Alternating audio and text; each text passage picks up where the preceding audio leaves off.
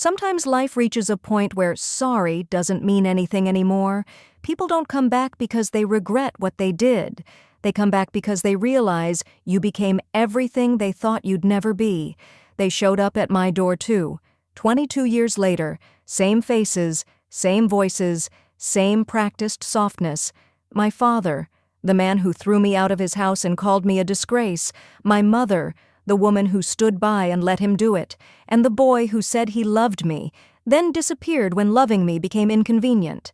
They came back chasing the same name they once destroyed. Walker. But that name wasn't theirs anymore. It was mine, and my son's. They said they had a right to meet their grandson, the same grandson who was never theirs to begin with. For years, I used to wonder, what would I say if they ever came back? Would I forgive them?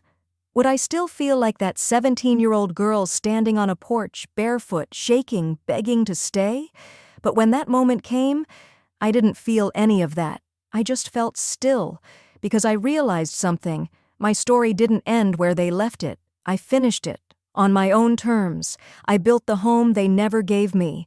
I built a family that wasn't bound by blood, but by choice, by loyalty, by love. And I gave my son my name, the name they once tried to erase. They thought they had destroyed me, but the truth is, they only erased themselves. Now when I look back, there's no anger left, no grief, just a deep, quiet peace, the kind that doesn't come from winning, but from being done. And if they ever show up again, if they ever find the courage to knock one more time, I'll open the door, look them in the eyes and say, "What child?" Then I'll close the door, because my story isn't about them anymore, it's about me. It was a Tuesday evening. 7 o'clock, maybe a minute past. The house was quiet, not empty, not lonely, just the kind of silence that feels earned, the kind that hums softly in the background after years of surviving too much noise.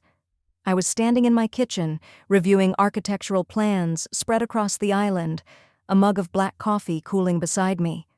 My son, Logan, was in San Antonio for a robotics competition. Without him here, the house felt still in a way that used to scare me, but now it felt like peace.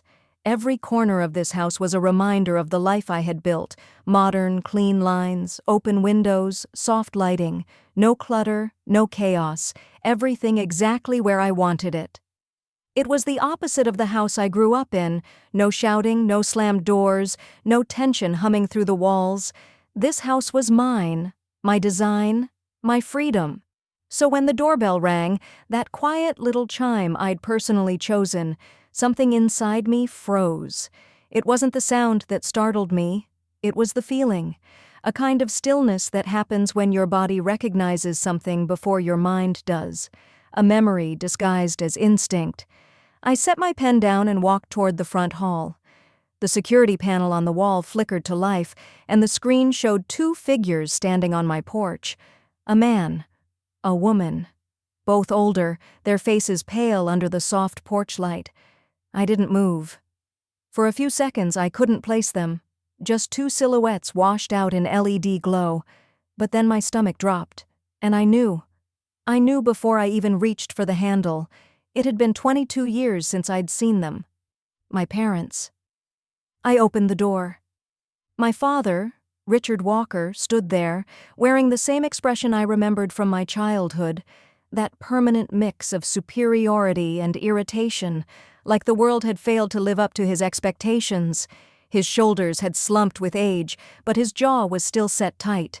His clothes were expensive in that casual, forced way: pressed golf shirt, khaki slacks, polished shoes. My mother, Elaine, hovered slightly behind him, clutching a designer purse like it was armor. Her smile was rehearsed, polite, and brittle, the same smile she used at church when people asked about me after I'd left home. I hadn't heard their voices in over 2 decades, but the moment my father spoke, it all came rushing back. Hannah. Just my name, not a question, not warmth, just a statement, an order, like he expected me to stand up straighter when he said it. "Hello, Richard," I said. I didn't call him Dad. That word had been cut out of me long ago. My mother's voice trembled slightly as she stepped forward. "Hannah, dear, it's been so long. We were in the area and we had to see you." "I see," I said quietly. I didn't step aside. I didn't invite them in. The cool concrete floor felt steady under my bare feet. I had become good at standing still, at being a wall. My father's patience, always brittle, cracked first. "Are you going to let us in?" he said sharply. "We've come a long way. We're here to see him." I didn't need to ask who he meant. I had known this day would come. But knowing it and living it, those are two different things. I tilted my head slightly. "See who?" My mother blinked. Her face faltered, the fake smile breaking for a second before she looked at my father. He straightened, his tone turning from irritated to commanding. "Don't play games, Hannah. We know you have a son. We read about him, about his achievements. He's our grandson. We have a right to meet him, a right." That word hung between us like smoke. They had always loved that word. Right. They had a right to control, a right to decide who I was allowed to be, a right to protect the family name, even if it meant erasing their own daughter.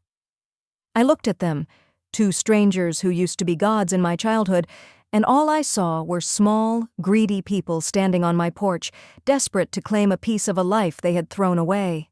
For the first time, I felt no anger, no sadness, only clarity, cold, clean, final.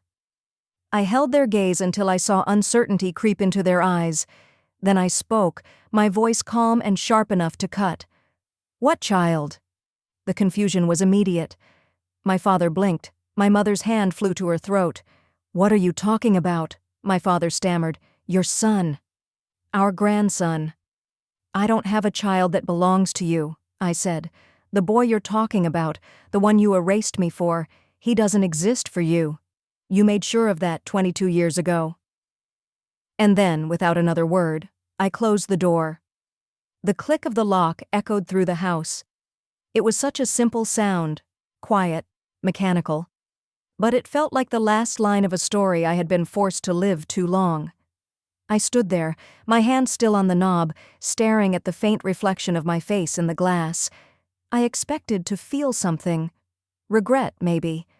But there was nothing, just stillness. The past had finally knocked, and I had shut it out. But the thing about ghosts is, they never leave the first time you tell them to. When I was 17, that same sound, the click of a lock, had changed everything. Only that time it wasn't me doing the locking. I grew up in a house that looked perfect from the outside, white siding, clean windows, a front yard trimmed like a magazine cover. But inside, it was cold. Not physically. My father kept the thermostat at 72 degrees year-round. No, it was the silence that froze you. It was a house where feelings were unwanted guests. My father ran it like a corporation. My mother decorated it like a showroom. And me? I was the product. The perfect daughter in the perfect family picture. I got straight A's. I was captain of the debate team. I smiled for the Christmas photos. I didn't give them a reason to be ashamed. Until I did. I was 17 when I found out I was pregnant. Jason Miller was my boyfriend. He was handsome, smart, from a family that hosted charity galas and played tennis on weekends. When I told him, he didn't panic. He held my hand and said, "We'll figure it out." He promised he'd stand by me. For 3 days, I believed him. The hardest part was telling my parents. I waited until after dinner on a Sunday. My father sat in his recliner reading the paper. My mother was clearing dishes from the table. The air in that house was always heavy with unspoken rules. Don't embarrass us. Don't make a scene. Don't be a disappointment. "Mom, Dad," I said quietly, "I need to tell you something." My father lowered the newspaper just enough to look over his glasses. "Is this about your grades?" I swallowed hard. "No." I'm pregnant. Silence. It wasn't shock. It was void, like the whole house exhaled and never breathed in again. My father slowly folded his paper and set it down. He took off his glasses. My mother stood frozen by the sink, a stack of plates in her hands like she needed to hold on to something solid. "What did you just say?" my father asked, his voice low and controlled. "I'm pregnant," I repeated, a little louder this time. He looked at me, not as his daughter, but as a stain spreading on his carpet. "You are a disgrace," he said. The words weren't loud. They didn't have to be. My mother finally spoke, her voice small and trembling. "Hannah, what were you thinking? What will people say?" "People. Always people, never me." "Jason and I started, but my father cut me off with a bitter laugh.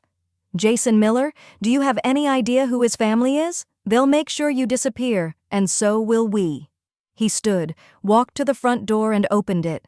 The warm night air hit me like a slap. "Get out," he said. I blinked. "What?" "You heard me. Get out of my house. You are no longer my daughter." My mother turned her face away. "Richard, please." "There's nothing to discuss," he snapped. "She made her choice. Let her live with it." He grabbed my arm hard and pulled me toward the door. I stumbled out onto the porch. The light above the door cast everything in a harsh yellow glow. He turned back, walked to the mantel, picked up our last family photo, Christmas, matching sweaters, fake smiles, and flipped it face down. Then he shut the door, the sound of the lock sliding into place. That was the loudest thing I'd ever heard. That was the sound of my life ending. I don't remember how long I stood there, maybe 10 minutes, maybe an hour. The streetlights flickered on. Somewhere in the distance, a dog barked. I walked. I didn't know where I was going. My hands shook. My stomach churned. I tried calling Jason from a payphone outside a 7-Eleven. The number was disconnected. I called his house. His mother answered. Her voice was ice. "Mrs. Miller, it's Hannah." I know who this is," she said sharply. "Jason is not available. Don't call this house again." The line went dead. I stood there holding the receiver until the dial tone turned to static. In one night, I had lost everything: my home, my family, my future, and the one person who said he loved me. That was the night I stopped being someone's daughter. That was the night I started being my own. I didn't cry. Not then. The tears came later, weeks later, when hunger became a constant ache, when sleep came on park benches and bathrooms became mirrors I couldn't look into. But that night, I just walked. I was 17. I was pregnant, and I had just been erased, and somewhere deep inside, something else was born. Something harder, colder, sharper. Because when the world throws you away, you have two choices: disappear or start building your own world from scratch. That's the choice I made, the one they never expected me to survive. The park bench became my home. It was made of wood, old, splintered, and hard against my back, but it sat beneath a large oak tree that hid me from the streetlights. It wasn't comfort, but it was invisible. And when you have nowhere left to go, invisibility feels like safety. I learned quickly that hunger has a sound. It's not the loud rumble people talk about. It's quieter, meaner, like a whisper that won't stop. I learned that fear smells like sweat and metal and wet asphalt at 3 a.m. And shame. Shame doesn't speak. It just stares at you through the reflection of store windows when you pass by. I stopped looking at myself in glass. Days blurred into nights. Nights blurred into something less human. I used to keep track. Tuesday, Wednesday, Thursday. But after a while, days didn't mean anything. There was just before and after. Before my father closed that door. After he did. One morning, I woke up to the sound of footsteps on the pavement. I thought it was a cop. My body stiffened. Fight or flight, like always. But when I looked up, I saw a pair of worn shoes. Simple, brown leather, scuffed at the toes. Then I saw her. She was older, maybe late 60s, hair gray and cut short. Her face lined but strong, the kind of face that had seen a lot and refused to flinch. She held 2 paper cups in one hand and a small brown bag in the other.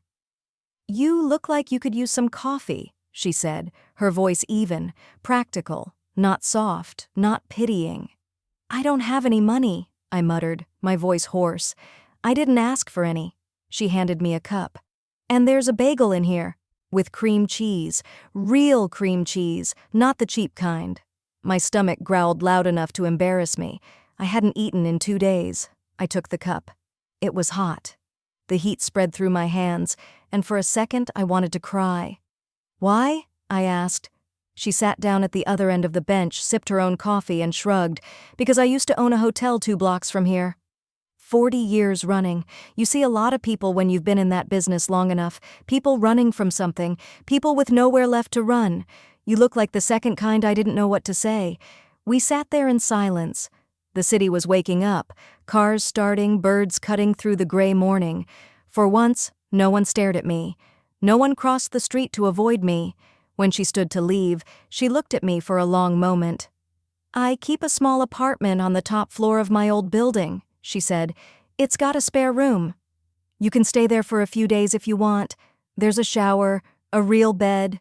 In exchange, you help me sort through some old paperwork I've been avoiding for months." It wasn't charity. It was a job, a deal, dignity. Tears filled my eyes before I could stop them. I blinked them away quickly. "Why would you do that?" She smiled faintly, and it wasn't kind or warm. It was honest. "Because someone did the same for me once, and I never forgot her name was Margaret Rhodes, and she would become the first real family I ever had." The room she gave me was small, but clean. It had a single bed with a quilt that smelled faintly of lavender and laundry soap. A window overlooked the alley. There was a small bathroom with a real mirror. That first night, I stood under the shower until the water ran cold. Weeks of dirt, fear, and shame slid down the drain. I washed my hair twice. Then I cried. Not loud, not dramatic, just quietly, into the tile wall, until I couldn't stand anymore. When I crawled into that bed, the sheets felt like heaven. For the first time in months, I slept without waking up terrified. The next morning, I woke up to sunlight and the smell of coffee. Margaret was sitting at her small kitchen table, sorting through boxes filled with old hotel records. "You're late," she said without looking up. "I didn't know we had a start time." "You do now," she replied, handing me a pen and a notepad. "You'll help me organize these by year. Start with the guest ledgers. They're in the blue box. And make sure you eat before you start. I don't hire people who work on an empty stomach." I remember smiling, a real smile, for the first time in a long time. The work was tedious, sorting receipts, stapling papers, logging inventory sheets from decades ago. But I didn't mind. It gave my hands something to do. It gave my mind somewhere to go. At night, she cooked simple meals, stew, pasta, soup, and we ate together. She didn't ask questions for a long time. When she finally did, it was with the precision of someone who knew how to handle fragile things. "Who threw you away?" she asked one evening. I froze. "Excuse me?" She didn't look at me. "You're too polite to have lived on the street for long. You don't steal. You still say thank you. You didn't run away. Someone put you out." I nodded. "My parents," I said quietly. "I got pregnant at 17. They told me I was a disgrace." Margaret's hands kept moving, cutting vegetables, steady, methodical. "And the father?" "Gone. His family bought my silence. I didn't take the money that made her pause." She looked up, her sharp gray eyes meeting mine. "Good," she said simply. Then she went back to chopping onions. That was Margaret. No pity, no false comfort, just truth. Over time, I learned her story. She had been widowed young. Her husband died in an accident when she was 35. She ran the hotel by herself for 40 years. She never had children. "Didn't have time to," she said once. "Didn't have patience either." But beneath the humor, there was something else. A deep, quiet empathy that didn't need to be spoken. One night after dinner, I told her everything. About the night my father threw me out, about Jason, About the letter from the lawyers offering money to make me disappear? She listened silently. When I finished, she poured herself a cup of tea and said, "Betrayal is a fire. You can let it burn you down to ash, or you can use it to forge yourself into something stronger." I remember staring at her, trying to understand what she meant. She leaned back in her chair, her eyes sharp as glass. "They gave you a gift, Hannah, even if they didn't mean to. You know now that the only person you can rely on is yourself. That's power. Use it." Those words stuck in my head for the rest of my life. Under Margaret's roof, I started building myself back. The first step was education. She pushed me, hard. "Get your GED," she said. "You've got a brain." "Don't waste it." I studied every night at the small kitchen table while the city lights flickered outside. Math, history, literature, all the subjects I'd once loved before my life had fallen apart. For the first time, studying wasn't about pleasing anyone. It was about saving myself. When I passed the exam, highest score in my class, Margaret took me out to dinner. A real restaurant, white tablecloths, candles, everything. It was the first time in my life anyone had celebrated me for something I did on my own. "This," she said, raising her glass of iced tea, "is your first brick. Build your wall high and build it strong, and make sure no one ever climbs it again." With her help, I got a job at the hotel she used to own. The new owners, friends of hers, hired me at the front desk. It wasn't glamorous. It was long hours, rude guests, tired feet, but it was a job. And it taught me more about people than any classroom ever could. I learned how to smile through insults, how to read a person's tone before they even spoke, how to recognize a lie from 50 feet away. I learned that kindness is currency, but so is silence. And I learned how to keep records, how to track numbers, how to make small details work in my favor. Margaret taught me about money. Every paycheck I earned, she made me put a piece of it away. "This is your freedom fund," she said. "Every dollar you save is a door you can walk through when the world tries to lock you out again." When my savings grew enough, she helped me invest, a small share in a downtown property. It terrified me. She smiled and said, "You're not buying a building, Hannah. You're buying control." I didn't understand it then, but years later, I would. Margaret wasn't sentimental. She didn't hug me or say she loved me. But she taught me how to turn pain into structure, and structure into power. "Never depend on anyone who can destroy you," she said once. "That includes love." For a while, I thought she was wrong. I thought love could save people. I thought it had saved me once. But the more I saw of the world, the more I realized she was right. The world doesn't reward vulnerability. It rewards survival. It rewards those who can bleed quietly and keep moving. Under her roof, I became someone else. Not the girl who begged outside convenience stores. Not the scared 17-year-old who waited for someone to come find her. I became a woman who could find herself. When Margaret died, it was quiet. In her sleep, in the same apartment where she'd given me back my life. She left me her books, her old business journals, and a handwritten note that simply said, "Use the fire." I sat with that note in my hands for hours. I thought of all the people who had left me, some by choice, some by death, and realized she was the only one who had ever really seen me. That night, I didn't cry.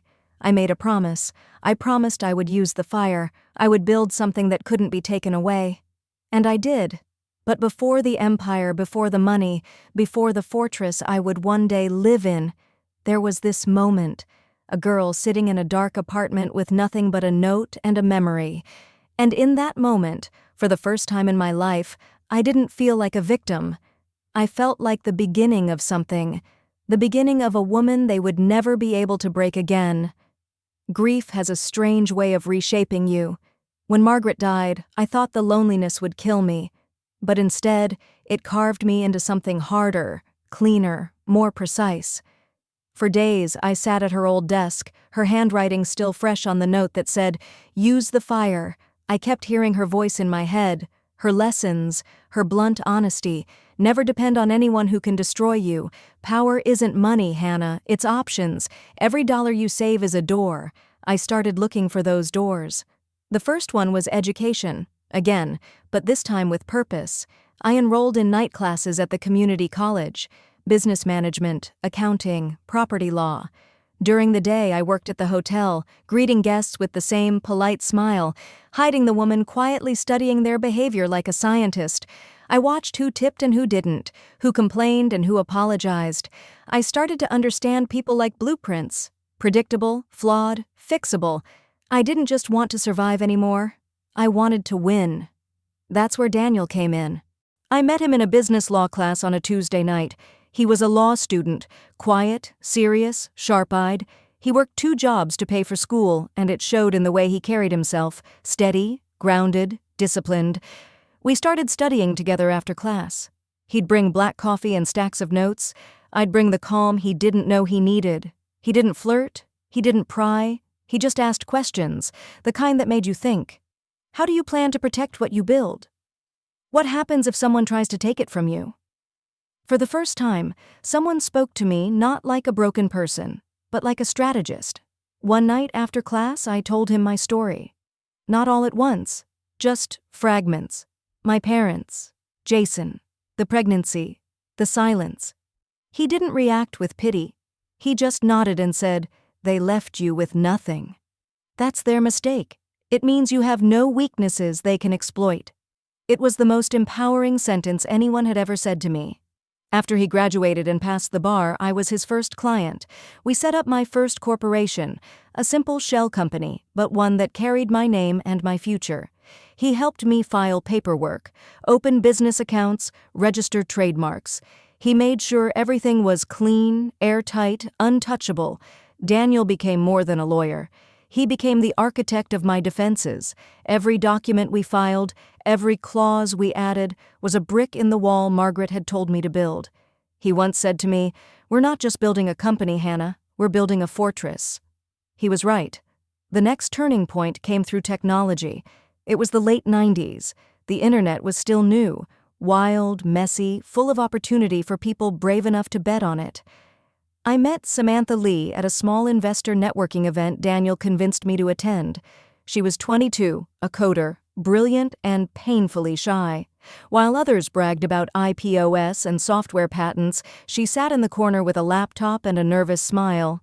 We started talking, and in 10 minutes, I saw what no one else in that room did. She wasn't trying to impress anyone. She was building something she believed in, a data encryption algorithm she said could make privacy real again. Most people didn't get it. But I did. I understood what it meant to protect something so completely that no one could ever touch it. That night, I made her an offer. Small funding, no interference, full creative control. She hesitated. I told her, "You build it. I'll protect it." She said yes. That was the beginning of everything. Her company took off faster than either of us expected. The encryption software she created became the gold standard for secure data storage. Suddenly, tech giants were calling, venture capitalists were circling, and my small investment turned into a fortune. Daniel handled the legal side: airtight contracts, hidden equity structures, trusts within trusts. Every dollar we earned went into a maze of protection. No one could touch what was mine. By the time I turned 28, I wasn't just financially secure. I was powerful. But money wasn't the victory. Control was. For the first time in my life, I wasn't afraid of being erased. I had made myself too big to erase. I bought a house, modern, glass and stone, standing on a quiet hill overlooking Austin. I designed it myself, open, minimal, silent. It was more than a home. It was a statement, a declaration that I had survived, and that I didn't need saving. Every wall, every door, every lock was symbolic. Margaret's voice echoed through it all. Betrayal is a fire. Use it, so I did. I used it to fuel every decision, every investment, every calculated risk. People called me cold. Maybe I was. But cold was better than broken. Years went by. Daniel stayed in my life, steady, loyal, almost invisible in his constancy. Samantha became more than a business partner. She was like family. The three of us built something unshakable, a network of companies, investments, properties, and people who owed us their loyalty. But beneath all the structure, all the precision, was something else, a quiet ache. The kind you only feel when the noise finally dies down. Because the truth was, for all my success, my life was still empty when the lights went out. I had no one to come home to, no laughter in the kitchen, no small human chaos to remind me why I'd built this fortress in the first place. I had made myself untouchable, and in doing so, I had made myself alone. I was 29 when I found out I was pregnant again. It wasn't planned. It was the result of a brief, forgettable relationship I'd already walked away from. But when I saw that positive test, I didn't panic. I didn't feel shame or fear. I felt peace. This time, I wasn't a scared teenager. This time I had control. I had a home. I had a name that meant something. For the first time in my life, the word mother didn't sound like a sentence. It sounded like hope. I told Daniel a few weeks later. He was quiet for a long time, then said softly, "You'll be a good one." I wanted to believe him. I started preparing, reading, painting the nursery, making plans for a life that finally felt full. Margaret had been gone for 2 years, but I still talked to her sometimes. I'd stand in that nursery at night, hand on my belly, and whisper, "I'm building something new, Margaret. I'm building a family." I wish she could have seen it. But fate, or whatever cruel thing runs this world, had other plans. At 5 months, I lost the baby. It was sudden, quiet, a sharp pain in the middle of the night, followed by silence that was louder than anything I'd ever heard. The doctor said, "It wasn't your fault." But when you've lived a life like mine, fault feels like gravity. It always pulls you back. I went home to an empty house. The nursery walls were soft yellow, the crib still wrapped in plastic. I sat on the floor for 3 days, unable to move, unable to think. I didn't cry at first. Then I did. And when I did, it wasn't just for the baby I'd lost. It was for every version of myself that had been taken, thrown away, erased. 17-year-old me, the girl on the park bench, the woman who'd built everything just to keep from feeling anything. They all wept together that week. On the 3rd night, I heard Margaret's voice in my head again. Steady, sure. You can let it burn you down to ash, or you can use it to forge something stronger. That's when I made a decision. If I couldn't give birth, I would build my family another way, through choice, through intention, through love that wasn't tied to blood or shame or expectation. I started the adoption process. It was long, invasive, exhausting. They asked about everything. My past, my trauma, my finances. I told them the truth, all of it. They didn't scare me. I'd already faced worse. 2 years later, I held a 4-month-old baby boy in my arms for the first time. He had a full head of dark hair and eyes that seemed too curious for his tiny face. He looked up at me, and something inside me just broke open. I named him Logan Walker. I gave him my last name. The name that had once been a symbol of rejection, I turned into a legacy. That day, I didn't just become a mother. I reclaimed everything they tried to take from me. Raising Logan was the most peaceful war I ever fought. He was curious, kind, brilliant in ways that scared me. He asked questions I didn't always know how to answer. And when he laughed, really laughed, it sounded like something I'd never heard before. Forgiveness. He was the noise my house had been missing. The warmth I didn't know how to ask for. Samantha adored him, became Aunt Sam by default. Daniel treated him like his own. And for years, I let myself believe that maybe, finally, the story had changed. That the pain had turned into something pure. That the fortress I'd built wasn't just to keep the world out. It was to keep him safe inside. But the thing about ghosts is, they never disappear completely. They wait, silent, patient, for the moment you let your guard down. And I had, because when the world found out who Logan was, when his name appeared in the papers beside mine, the ghosts came back. Not in nightmares, not in whispers, but standing, breathing, on my front porch. When the article came out, I should have been proud. It was a full-page feature in Tech Horizon magazine. Logan Walker, the boy who codes the future. There he was, 17 years old, standing in front of a glowing whiteboard filled with equations, his hair slightly messy, his smile cautious and brilliant all at once. The article called him a prodigy. It mentioned his mother, a private investor in the tech sector, known for her discretion. It said I'd been a pillar of support, that I'd raised him with strength and independence. People congratulated me, emails came in, journalists called. But all I could feel was a small, cold knot forming in my chest, because I knew what that kind of visibility meant. For years, I'd built our lives like a fortress. Quiet, clean, invisible. Now, someone had opened a window, and somewhere out there, the people who had once thrown me away were seeing my name again. It didn't take long. The first envelope arrived a week later. It was addressed to Logan, care of my office. The return address was from my old hometown, the same street where I'd once stood barefoot on the porch, thrown out into the night. I didn't open it. I didn't have to. I knew that handwriting. I called Daniel into my office. He took one look at the envelope, then at my face. "They found you," he said quietly. "I know." "What's the plan?" "The same one it's always been," I said. "We don't engage." He nodded. "Then we start the archive." He set up a private digital channel that recorded and time-stamped every piece of contact, letters, voicemails, emails. He didn't have to explain why. We'd both learned long ago that evidence is armor. They didn't stop. A week later, a gift basket arrived, expensive, overfilled with gourmet snacks and gadgets.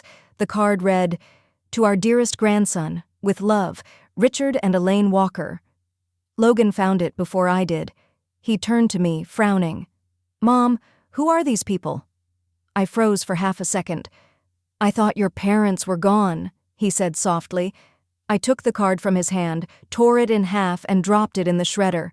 "They are," I said. He didn't ask again, but the letters kept coming. Then the phone calls, voicemails thick with fake regret, my mother's voice trembling with practiced pain. "Hannah, please, we made mistakes. We just want to meet our grandson. We just want to be a family again."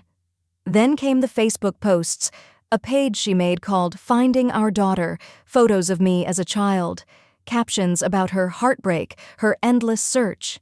She was building a story, a tragedy with herself as the victim, and I knew exactly what came next.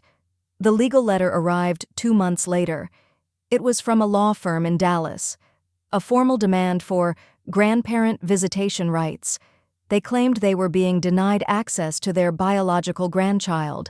They said they had a right to maintain a loving relationship.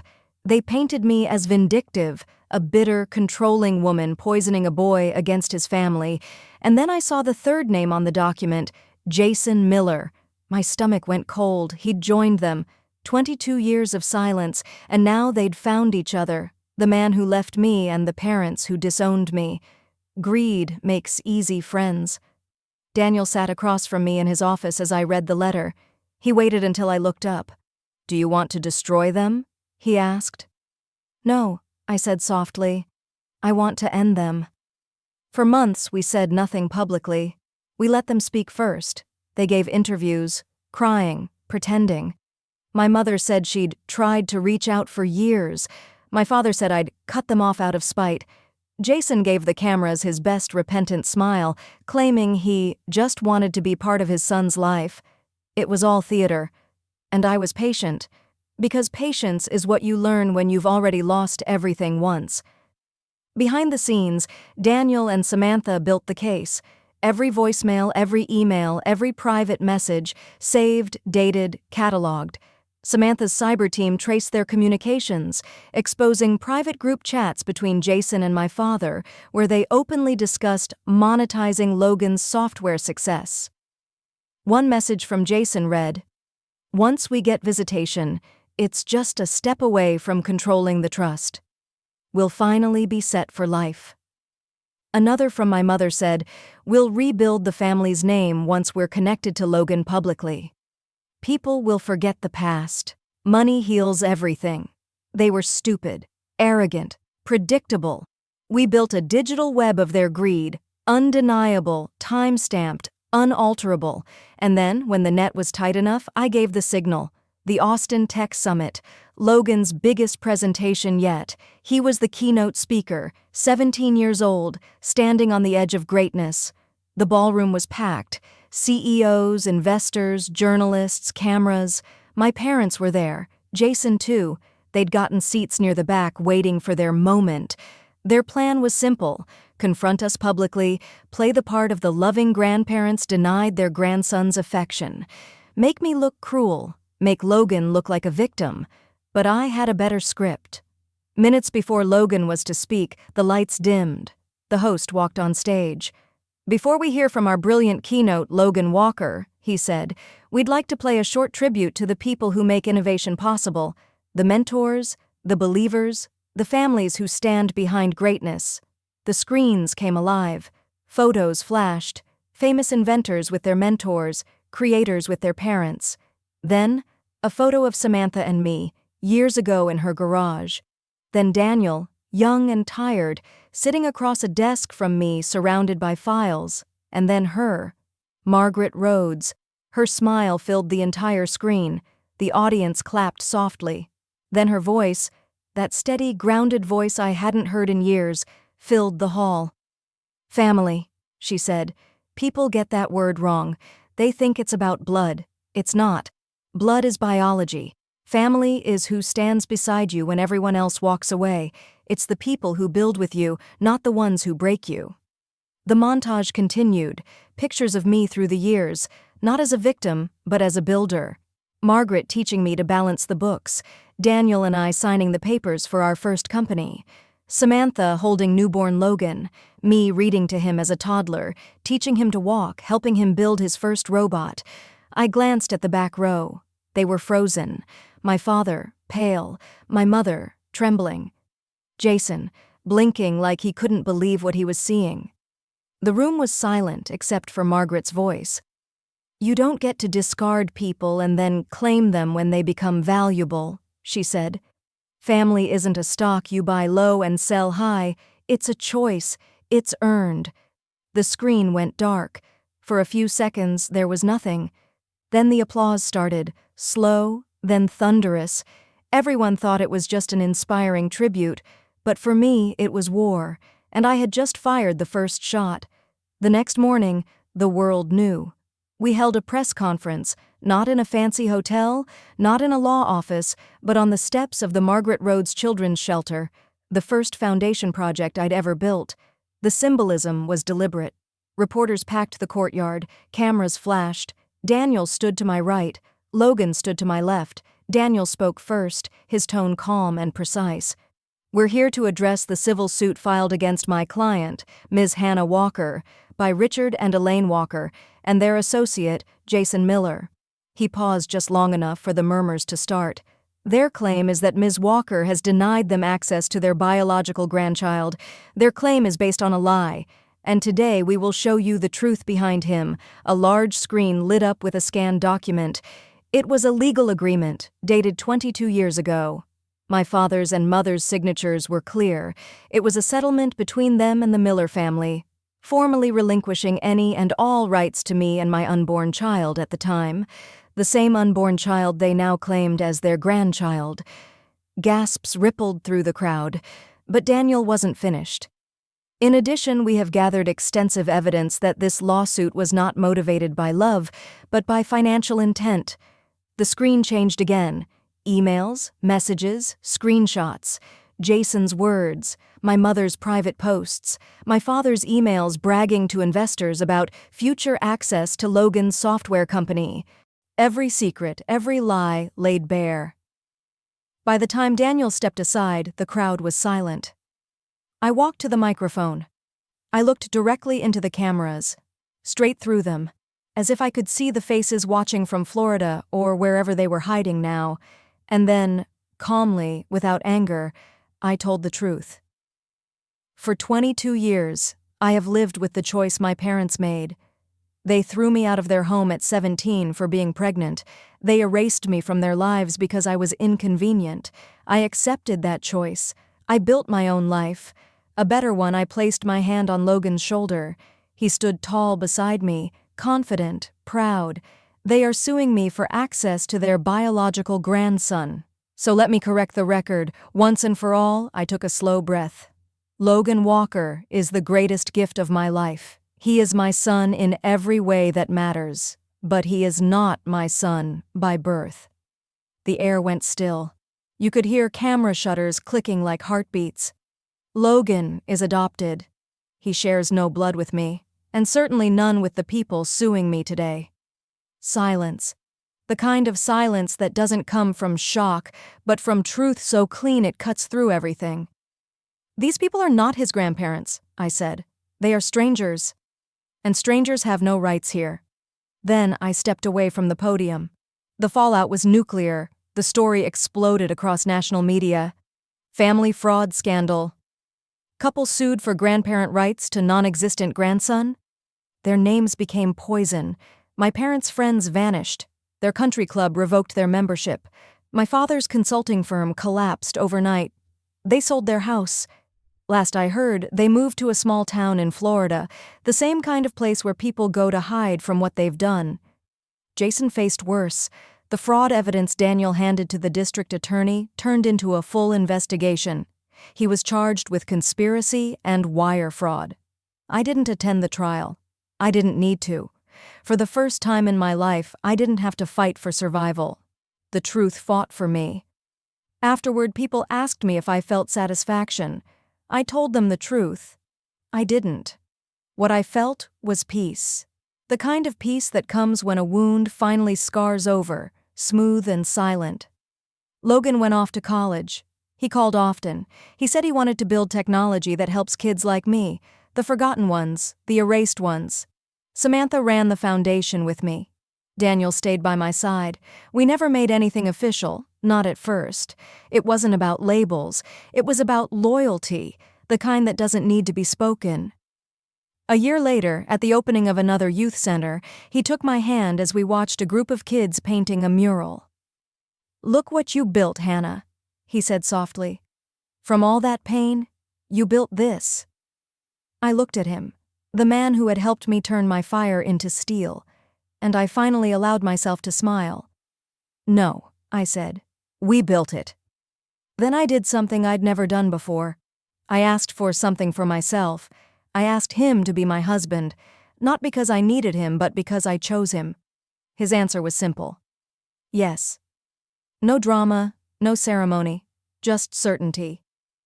After everything, I'd finally learned that the most powerful form of revenge isn't destruction. It's peace. Because peace means they can't touch you anymore. And that's what I built. A life beyond them.